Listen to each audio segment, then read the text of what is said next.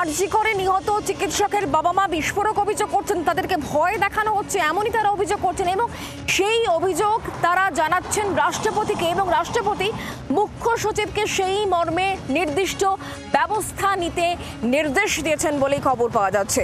রাষ্ট্রপতি ভবনের তরফ থেকে নির্দেশ দেওয়া হয়েছে, রাজ্যের মুখ্য সচিবকে ব্যবস্থা নিতে নির্দেশ দেওয়া হয়েছে।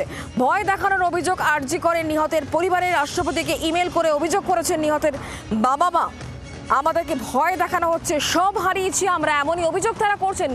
আমরা বিষয় নিয়ে আরো জানবো, কথা বলবো। অয়ন শর্মা এই মুহূর্তে আমাদের সঙ্গে রয়েছেন, প্রতিনিধি টেলিফোন লাইনে। অয়ন, নির্যাতিতার বাবা মা কি বলছেন, তারা কি বলতে চাইছেন, তাদের অভিযোগটা কাদের বিরুদ্ধে?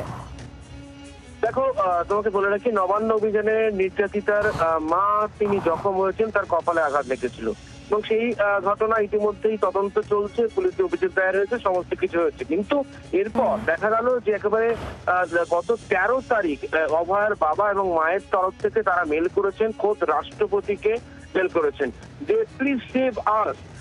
নবান্ন অভিযানে গিয়ে আমার স্ত্রী আক্রান্ত হয়েছেন, এমন ভাবে এই মর্মে অভয়ের বাবা চিঠি লিখেছেন রাষ্ট্রপতিকে এবং বলা হচ্ছে যে আমার মেয়েকে হারিয়েছি আমরা, 1 বছরের বর্ষপূর্তিতে আমার স্ত্রী আক্রান্ত হয়েছে, কলকাতা পুলিশের দ্বারা আক্রান্ত হয়েছে, দয়া করে ব্যবস্থা নিন, ব্যবস্থা নিতে বলুন।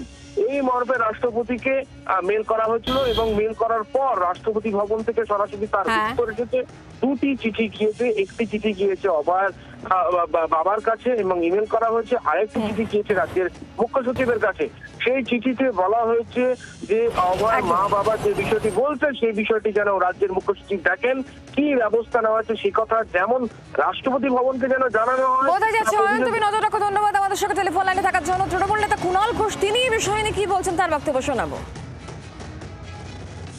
মানে অভয়ের বাবা মা যা কথা বলেন দেখবেন, সোম বুধ শুক্র একদিকে যায়, মঙ্গল বৃহস্পতি শনি আর একদিকে যায়, জোয়ার ভাটা অনুযায়ী থাকে, অমাবস্যা পূর্ণিমা অনুযায়ী থাকে, ফলে বলা খুব মুশকিল ওনারা কবে কার উপর আস্থা রাখছেন, কবে কার উপর আস্থা রাখছেন না। অত্যন্ত দুর্ভাগ্য। বলেছেন 2 দিন বাদে বলবেন রাষ্ট্রপতি ওনাদের কথা শোনে না। এই তো দিল্লি ঘুরে এলেন পর্যটকের মতো, কেউ দেখা করেছে দিল্লির বিজেপির নেতাদের বড় কেউ? রাষ্ট্রপতির কাছে তো টাইম চেয়েছিলেন, প্রধানমন্ত্রীর কাছে তো টাইম চেয়েছিলেন, হোম মিনিস্টারের কাছে তো টাইম চেয়েছিলেন, কে টাইম দিয়েছেন? বাংলার আওয়াজ, বাঙালির আবেগ, জি 24 ঘন্টা।